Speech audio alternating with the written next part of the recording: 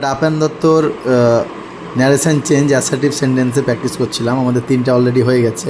4 নম্বর প্রশ্নটা দেখে নেব। My mother said you are sick today.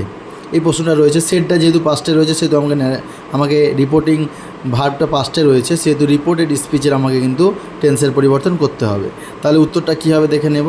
My mother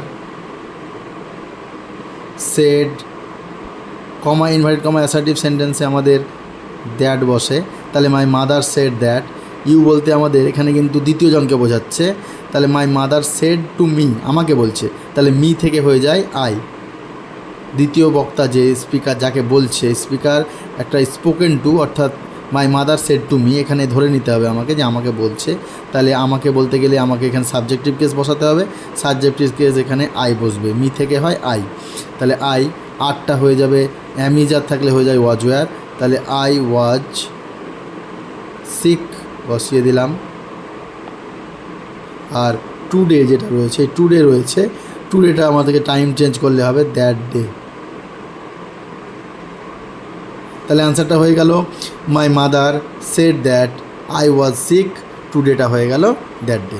ঠিক আছে।